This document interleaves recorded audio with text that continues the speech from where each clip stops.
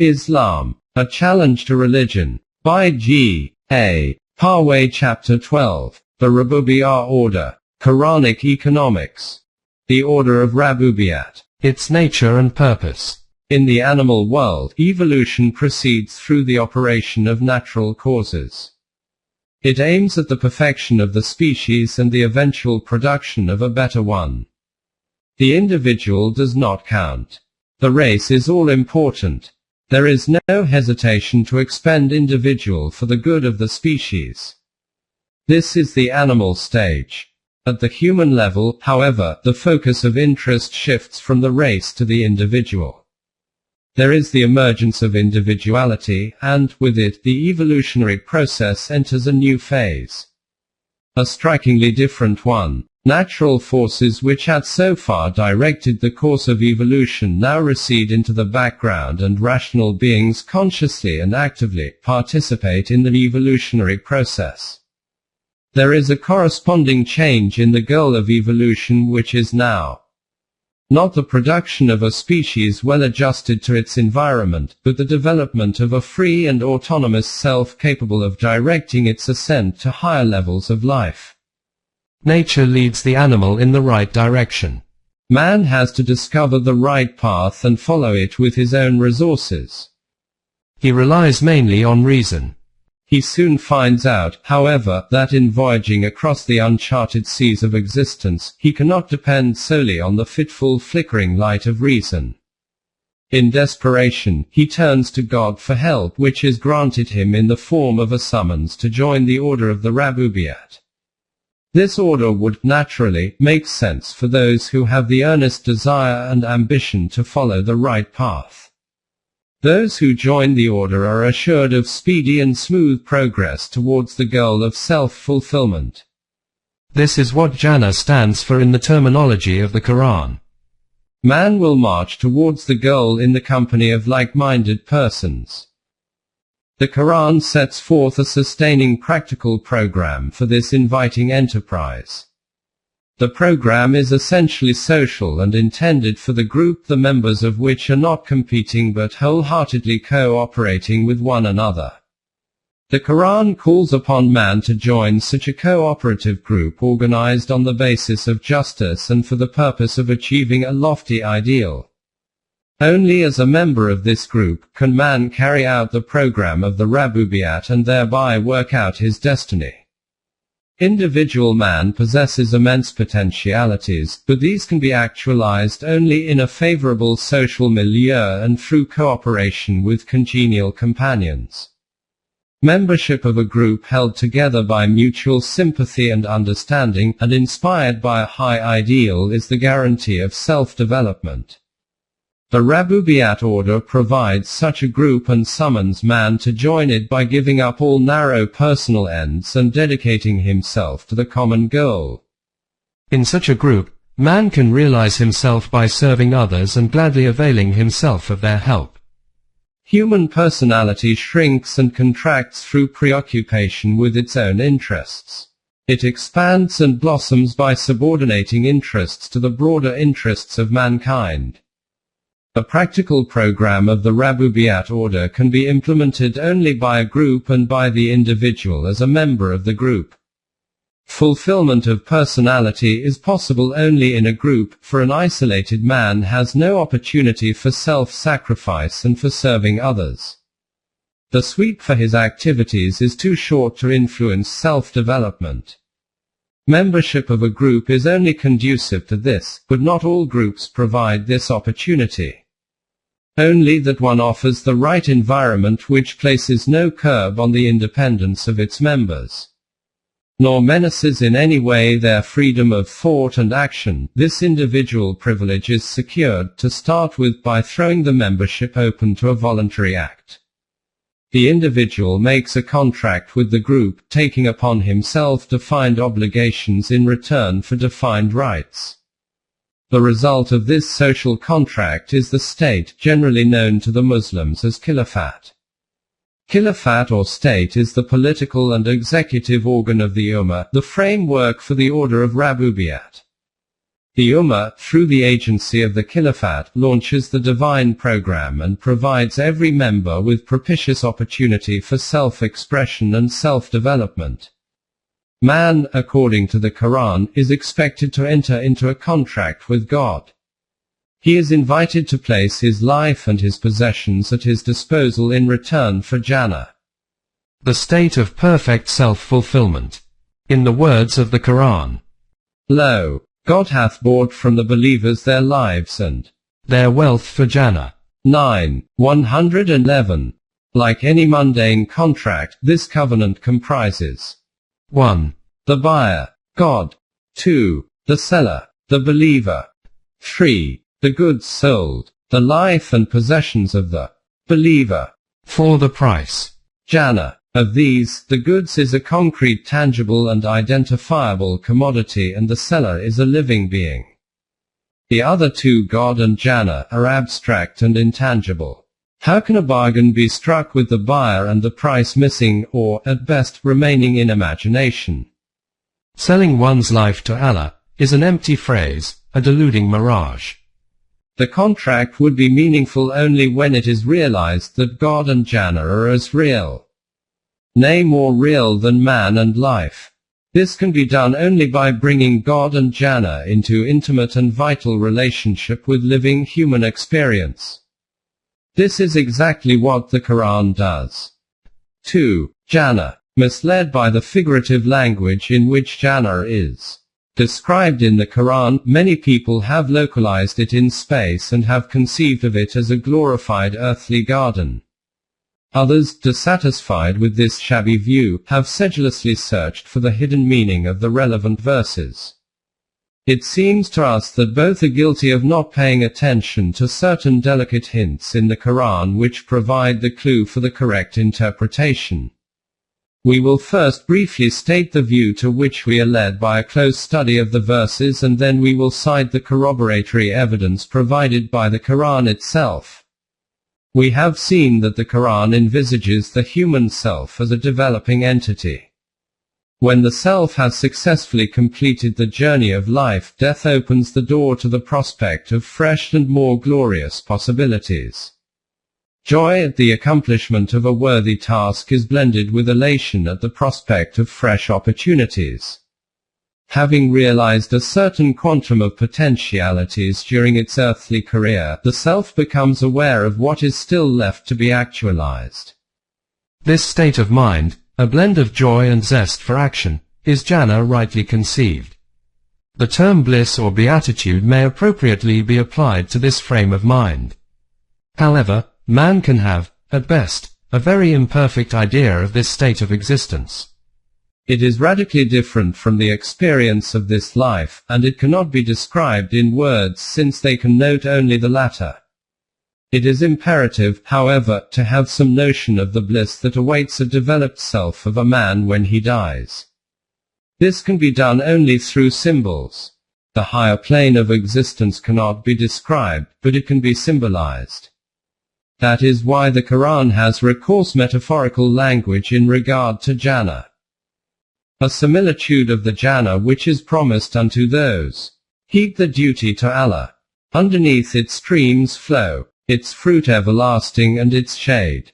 13. 35, 47, 15. Similitude is the key word in the above verse. It is significant and highly suggestive. We are clearly warned against insisting on the literal meaning of the words in which the pleasures and comforts of Jannah are described. We must heed the admonition that they are merely metaphors which hint at but do not convey an exact idea of the state of consciousness which is termed Jannah. In fact, Jannah cannot be described. It can only be symbolized. The higher plane of existence can neither be visualized nor imagined by the denizens of the lower plane. The Quran is explicit on this point, as the following verse shows. No one knows what joy of the eye is reserved for them as a reward for what they do. 32:17. Another verse of the Quran guides us to the true conception of Jannah. We are told that jhana is not to be regarded as a strictly circumscribed region but as coterminous with existence, provided existence is in unison with the divine. The jhana is as wide as are the heavens and the earth. 3. 132, 57. 21. Being a state of mind, jhana is not unapproachable and inaccessible to men on earth. The good man, living in harmony with the will of God, i.e. his laws, has foretaste of jhana. The Quran speaks of life lived in accordance with its teaching as heavenly. We catch glimpses of jhana in this life, and this fact makes jhana real to us. Jhana is tied to our present experience, and therefore, it is not a mere figment of imagination. The question is often asked, why in the Quran jhana is depicted in sensuous terms? It is not difficult to answer it if we bear in mind two important facts. In the first place, a state of existence so dissimilar to our present one can only be suggested with the help of objects and experiences familiar to us. Of these, only those are selected which bear some, even though very slight, resemblance to the accompaniments of the higher plane. Terms borrowed from our present experience are employed to suggest, but only to suggest, the other plane. The second consideration to be borne in mind is that Quran, though meant for the whole of mankind, was initially addressed to a people who were conditioned by historical and geographical factors to value certain things' comforts very highly. The Arabs had little liking for abstract thinking and metaphysical speculation. Perceptible objects alone were real to them. They had no tendency to deify abstract ideas. They paid heed only to that which appealed to their senses. Secondly, they lived in a barren country. All around them was the wide expanse of the arid desert. Life was hard, comforts very few. Above all things, they valued cool springs, green shady trees laden with fruit, running streams and milk and honey. By means of these familiar and concrete objects, the Quran strives to evoke a sense of the richness of existence at the higher plane. While making use of sensuous terms, the Quran never misses opportunity of putting people on the guard by hinting that the words are not to be taken in the literal sense. It tells them that they will not only get the garden they want but also something much more desirable. When the heathen asked the Rasul to call upon God to send down a garden for him, the Quran replied, "Blessed is he who, if he will assign thee better than all that. Gardens underneath which streams flow, and assign thee palaces." 25, 8-10. Moreover, the Arabs were a poor people and were surrounded by rich nations. They naturally cast envious glances at the wealth and luxury of their more fortunate neighbors. The Quran assured them that if they were good, they would get all these things and even more. It is obvious that the Quran is humoring crude simple men so that they may be induced to turn to the right path. They were impervious to any other kind of appeal. Incidentally, we also note that the Quran sees no harm in the enjoyment of the good things of this world. It does not encourage men to despise the good things, nor does it approve of asceticism and self-abnegation. And Allah has promised such a view as believe and act according to His program that He will surely give them power in even as He gave power to those who were before them. And will surely establish for them the din, which He has approved for them, and will surely change for them their fear into security. 24. 55. The above verse raises the question of the rise and fall of nations. A nation suddenly rises to a position of power and glory and then, after a short or long period, falls into decay and is supplanted by another more vigorous nation. Here too we see the working of an unalterable law, the law of survival of nations. This is basically a moral law.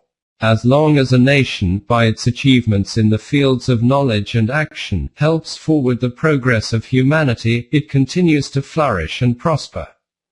The moment its activities impede the development of mankind, it is doomed to decay and extinction. We see this law operative throughout human history. The lives of all nations are governed by this law. The fate of nations depends on moral value and not on the possession of brute force. Note what the Quran says about this. We, thus, caused you to inherit their land and their houses and their wealth, and land ye have not yet trodden. 33:27. That nation inherits the earth which has, of its own accord, joined the order of Rabubiyat and has implemented its program by fostering and developing the absolute values and creating the proper atmosphere for the development of free selves. Such nation, on entering upon its inheritance, exclaims in the words of the Quran, "Thanks to God who has fulfilled his promise to us and has made us to inherit the land. We may dwell in Jannah wherever we please. So bounteous is the reward of those who work." 39:74. This verse reveals the true nature of Jannah and stresses the continuity between this life and the hereafter. It is clear that Jannah is a state of existence, and although the good enter on it only after death, they can, when their life is attuned to the divine will, enjoy a foretaste of it even in this life. The fact that it can be anticipated in this life shows that it is not to be regarded as a locality. The characteristic of this plane of existence is that the basic needs of the physical self are provided for, so that the real self is free to develop and seek fulfillment. The following verse, addressed to Adam, refers to his point. It is vouchsafed unto thee that thou shalt not hunger therein, in Jannah, nor shalt thou be naked, and thou shalt not thirst therein nor be exposed to the sun's heat. 20:118-119. Above all things, the body needs food, clothes and shelter. When these are provided, the mind can pursue higher goals. However, it is not only these things that will be provided but also others which, though not necessary, yet add to the charm of life and, therefore, are desired.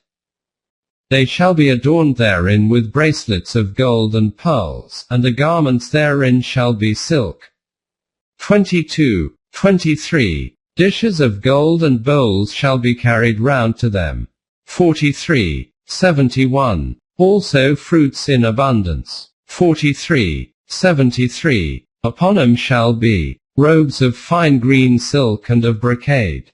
76:21. And flesh of fowls that they desire. 56:21. No doubt, the language is metaphorical, but precisely because it is metaphorical it serves a dual purpose. With reference to this life, the words used above denote concrete material objects which are desirable and were passionately desired by the Arabs. With reference to the hereafter, the same words symbolize the joys of a higher level of existence. It should be noted that the Arabs, by following the teaching of the Quran, actually acquired an abundance of all the objects promised in this life, as well as in the next. They are exhorted to enjoy the good things in this world while feeling grateful to God. Enjoyment of life is not an obstacle to the attainment of the higher purpose before man, if he is not immersed in pleasure and his self remains free and detached. The early Muslims fulfilled this condition and their selves remained free in the midst of the wealth that conquest brought to them. Within a few years, the Arabs found themselves in possession of jeweled bangles, utensils of gold and silver, silken robes, cushioned divans, cups of exquisite beauty, the fertile fields and fruit gardens of Syria, Iraq and Egypt, rivers and hillsides covered with forest. No wonder if they felt that paradise had come down to earth. But the joys of this life only whetted their desire for the ineffable joy of the Jannah that awaited them. In the midst of these luxuries they enjoyed that peace of mind which no emperor or conqueror had experienced. It was because the enjoyment of all these good things did not deflect them from the path of self-development, and because the interests of the real self continued to be of paramount importance to them. That wealth made them not proud and arrogant but humble, and grateful to God. And they shall say, Thanks to Allah who hath put grief away from us. 35, 34. They had a foretaste of the peace that reigns in Jannah. Therein shall they hear no vain talk, but only peace. 19. 62. Feelings of ill will and rancor cannot enter a mind wherein love and peace hold sway. And we will remove whatever rancor may be in their breasts. Face to face, they rest, on couches raised. 15. 47. They taste the joy of disinterested companionship and are members of a society which pursues the good and the beautiful with a single-minded devotion. The earthly career is but the prelude to the real development of the self of man. The joy of self-fulfillment is symbolized by a heavenly beverage. Verily, the righteous shall drink of a cup mixed with the water of Kafir, a fountain whereof shall drink and make it gush forth abundantly. 76. 5-6.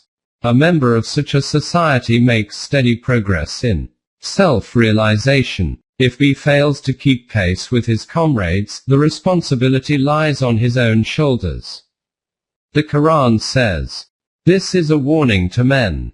To him of you who desires to advance or lag behind.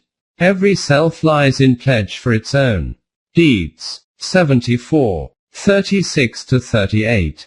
The path of those who move forward is illumined by that light of their forehead, moving along with them. They are thankful for the light and desire more of it. Our Rab, make perfect for us our light. 66. 8. They continue to climb higher and higher in the scale of being. Their progress is hampered by nothing, as the Quran states clearly. For those who keep the duty to their Rab, for them are higher apartments over which are other high apartments built, streams running beneath them.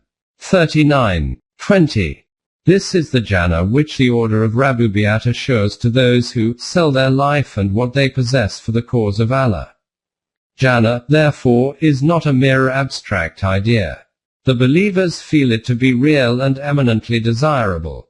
They can form an idea of it on the basis of the foretaste of it during this life. It is thus interlocked with living experience.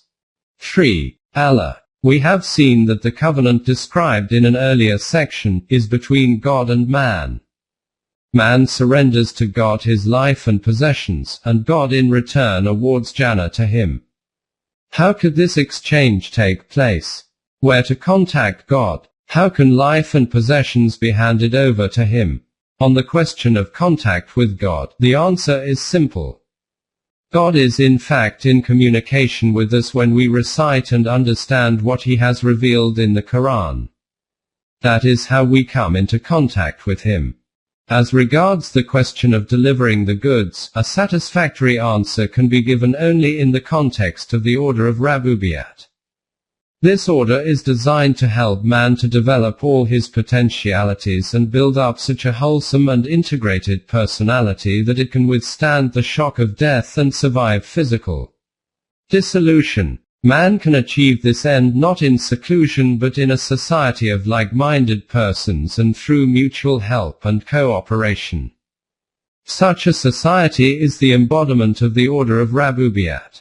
It is organized on a contractual basis and its membership is open to all who care to enter it and associate themselves with its aims and ideals.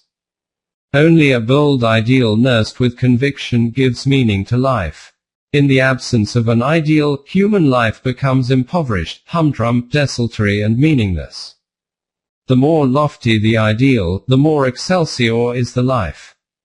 So, when man shares the high ideal of his society, and the society is animated by the spirit of the order of Rabubiyat, his personality is enriched and its progress stimulated. In this accelerated development, he recognizes such an advantage that he is motivated to keep up the order, the vehicle of his progress, at any cost, even, if need be, at the cost of his life and all that he possesses. It is then that the bargain is struck and covenant fully implemented. Muhammad, peace be upon him, The bearer of the last revelation was the head of the society embodying the order of Rabubiyat. The men who put their lives and possessions at his disposal were really selling these to God, in the terms of the Quran. Surely those who swear allegiance to you do but swear allegiance to Allah. The hand of Allah is above their hands. 48:10. It is the society which gives concrete expression to the order of Rabubiyat. And the head of that society is, so to say, the representative of God in the sense that he takes upon himself the stupendous task of discharging the responsibilities which belong to God in respect of his creation. For example, providing them with means of subsistence and of enforcing his laws in that land. They are thus authorized to make such a contract with others. The reason is not difficult to discern. The leader of such a society can only be one who has surrendered himself to God and has identified his will completely with the divine will. Obviously, the verse which commands men to spend in the name of Allah and lend unto Allah can only mean that the price of Jannah is to be paid to the central authority of the Rabubiyat society. The society will naturally utilize the resources placed at its disposal for the enhancement and enrichment of human life and personality. The order of Rabubiyat initiates a new process of evolution, moral evolution. No man who values the possibilities opened out to him can remain indifferent to this process of evolution. He will be only too willing to sacrifice all he possesses for the sake of the perfection he can attain. Those who join the Rabubiyat order and dedicate themselves to the pursuit of self-realization regard no price too high for its attainment. They desire only the good, whether in this life or in the hereafter. Rightly do they pray, Our Rab, give us good in this world and good in the hereafter. 201. The problem of subsistence. The real self may eventually become capable of subsisting by itself. But during its earthly career it is more or less completely dependent on the body. Bodily needs, therefore, have a prior claim on man. The body can survive only if the satisfaction of its basic needs is not delayed too long. Hunger is the most powerful of these biological drives. A hungry man has no eyes for anything but that which promises to appease his hunger. Only when he has a plentiful supply of food does man turn his mind to higher interests such as art, science and religion. Before engaging in the pursuit of the good, man demands an assurance that he and his children will not starve for want of food. The Quran gives this assurance. We will provide for you and your children. 6:152. The order of Rabubiyat, therefore, holds itself responsible for providing its members with the means of sustenance. The serving of man's physical needs, though not an end in itself, is the grim reality to be faced. Once this requirement is met, the mind is free to indulge in higher pursuits. The ideal of self-realization can appeal only to him whose mind is not assailed with pangs of hunger. Man, therefore, desires economic security first of all. But man does not want only to live. He wants to live well. As soon as the problems of physical survival are off his mind, he turns to matters that enrich and uplift life. This takes him from the individual to the collective survival. He tries to visualize the kind of social order that ought to be, and the enduring values which can perpetuate it. That is why before covering the higher issues the Quranic society regards it as its first obligation to ensure for all its members the means of supporting life. Only when this responsibility has reasonably been discharged, the society summons its members to embark on the enterprise of self-development. However, the Rabubiyat society cannot exist in isolation. It cannot confine Rabubiyat to its own members. Such a narrow outlook would impede their progress. Its outlook has to embrace the whole of mankind. It has to interest itself in man, wherever he may be and whatever allegiances he may hold. It believes that each man is unique and has his own contribution to make. It has therefore to cater for a congenial atmosphere for all mankind so that no talent is lost. It has to pursue the goal of economic security for all men. It devotes itself to the enrichment and development of life, and it will not be true to itself if it cares only for its own members.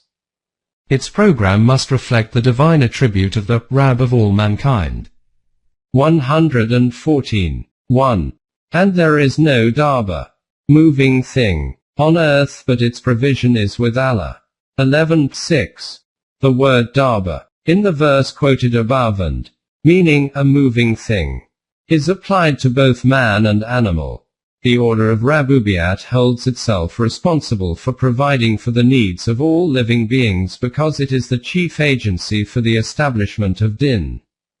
Or, in other words, kingdom of heaven on earth for the development and expansion of life and beautification of the universe in which we live.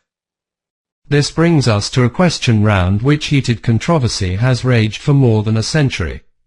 If society makes ample provision for the needs of its members, will not they be left with no incentive to work? Will not they become both lazy and selfish? They will become lazy because they can live in comfort without having to do a stroke of work.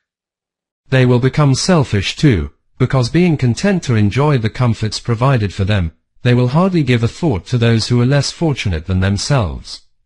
The members of such a society will, therefore, be up physically but down morally.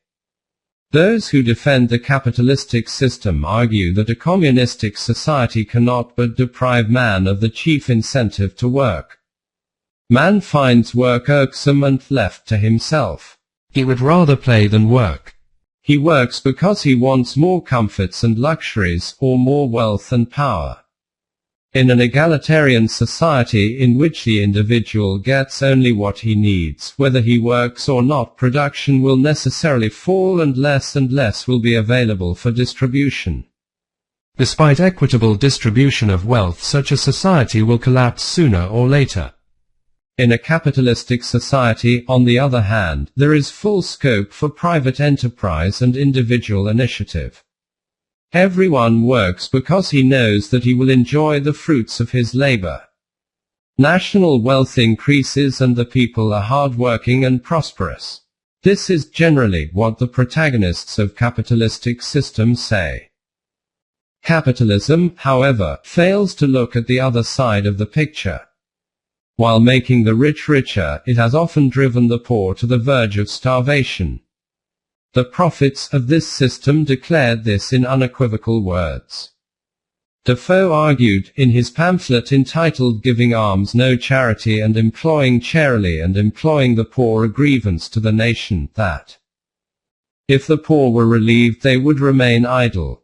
Or alternatively that if they set to work in public institutions, the private manufacturer was equally deprived of his source of labor, the conclusion expressed in modern term being that they should be thrown on the market and allowed to starve if they failed to find a place there. Mandeville pointed the conclusion in his fable of bees that the poor have nothing to stir them up to be serviceable but their wants, which it is prudence to relieve but folly to cure. To make society happy it is necessary that great numbers should be wretched as well as poor. In more clear terms, William Townsend declared in his dissertation on the Poor Laws that hunger will tame the fiercest animals, it will teach decency and civility, obedience and subjugation, to the most perverse. In general, it is only hunger can spur and goad them, the poor, on to labor. This philosophy has brought unspeakable suffering and misery to the masses. It provides moral sanction for the ruthless exploitation of the subjugated and weaker nations. In desperation, the workers and the weaker people rose in revolt. The struggle took a heavy toll of life is still going on. A system in which the weak and the simple go to the wall while the unscrupulous have their own way cannot be expected to encourage the development of free and good men. The communists seek to overthrow the capitalist state and, in its place, they want to set up a totalitarian order. The remedy is worse than the disease. No doubt, in a communist society every man is assured of employment and his basic needs are provided for. But he can hardly be said to be a free man in a free society. He has been reduced to the status of a mere cog in gigantic machine. He is the member, or rather a part, of a highly regimented society. In action and thought he must conform to the standards set up by party leadership. He is not permitted to think, choose and judge for himself. In the Rabubiat society man sells his life to God. In the communist state he sells his mind to the state. He perceives, remembers, imagines things and believes only what the state wants him to do. He sells his individuality, his self, to the state. He is no longer an end in himself. He is merely the means to the objectives of the state. In short, he is reduced to a status lower than that of a serf or a slave. To the status of a mindless machine. How can the development of a free self be possible in such a society? In the Quranic society man is a volunteer. In the communist state, a tool. This is but the natural corollary of the philosophy of life on which the communistic order is based. In the West, during the last decade the idea of a welfare state has appealed to many thinking men. The welfare state, like the Quranic society, is intended to provide for the basic needs of citizen. Such a state, however, still remains as an ideal, attainable perhaps but not as yet realized. Even if it is set up, will its members have sufficient incentive to work when they already have all they need? The Quranic society, like the ideal welfare state, seeks to place man above care and want, but unlike the welfare state, it does not weaken but rather stimulates the incentive to work. It inculcates in man that the only ideal worthy of him is the full development of all his latent powers and that he can realize this ideal only through the disinterested service of mankind. He has to give and not to take. He must work not for himself but for others. He is fired with the ambition to work hard for the enrichment of the life of all men, because it is only in this way that he can realize himself. This urge is so great that economic security does not impair the incentive to work. It is true that bread is the staff of life, but it is equally true that man does not live by bread alone. Both his physical needs and his higher aspirations must be satisfied if he is to enjoy real happiness. Professor Portree's pregnant remark deserves careful consideration. What differentiates economic systems from one another is the character of the motives they invoke to induce people to work. The fact is that materialistic concept of life cannot provide the motive to work hard for the benefit of others. It is here that both the capitalistic and the communistic systems fail to achieve the desired end. Christian states in the West, no doubt, profess to believe in God, but since they are all secular, they are, for practical purposes, as godless as any communist state. Materialistic concept of life cannot raise man above animal level, at which there is no incentive for sacrificing one's own interest for the welfare of others.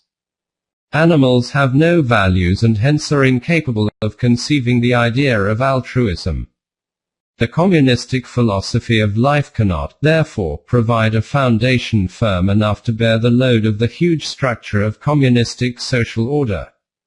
This is possible only in the Rabubiat order based on Quranic concept of life, according to which the ideal is the development of the human self, and the self develops in proportion to what one does and gives for the benefit of others. This is one of the permanent values. Communist economic system blended with Quranic permanent values is the only solution of the world problems today. This, in nutshell, is the Quranic social order. Bolshevism plus God, wrote Iqbal to Sir Francis Younghusband, is almost identical with Islam. The mystical way. This is not the place to enter into a discussion of the aims and ideals of mysticism. We will, however, content ourselves with pointing out the difference between the ways of life advocated by Islam and mysticism. The mystic, believing that his soul has been polluted by contact with matter, pursues the goal of purifying it and delivering it from the evil grip of matter.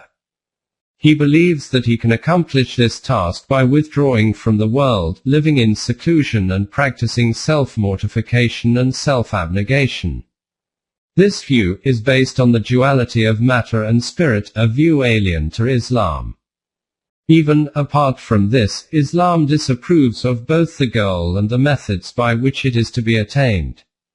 For Islam, the goal of man is self-development, and it is to be achieved not by shunning the world but by making full use of the opportunities it affords. Islam supports the view that man can enrich his life through the enrichment of all life. Man is exhorted to produce goods not for himself alone but for the benefit of all men. The Quran declares that the man who believes he is developing his self in seclusion is only deceiving himself. Have you not seen those who think that their personality is developing? Nay, it is only through the laws given by Allah that personality can develop. 4:49. The same idea is elaborated in the following verse. Ascribe not growth of personality to yourselves. God is best aware of one who abides by his laws. 53:32. Again the Quran asserts, only his personality develops who gives his wealth to others. 92:18. According to the teachings of Islam, only that man succeeds in developing his self who first deserves what he gets, and what he gets, he gives freely to others. It is not an act of charity but a duty laid on free rational beings. Monasticism too is alien to Islam. The cloistered life hinders the growth of the self. It is by cooperating with others for the good of all mankind that man makes progress in self-development. The Quran says, but monasticism, the Christians, instituted it themselves only as seeking the goodwill of God. Yet they could not observe it with its due observance, as it is not possible to do so. 57:27. The best way to realize oneself is through membership of the Order of Rabubiyat, which is a society dedicated to the pursuit of the absolute values and to the service of all mankind. References. 1. Quoted by E. H. Carr in The New Society, page 41-42. 2. Ibid. 3. Ibid. 4. Ibid. page 60. 5. Letter published in the Daily Civil and Ministry Gazette, Lahore, dated 30 July 1931.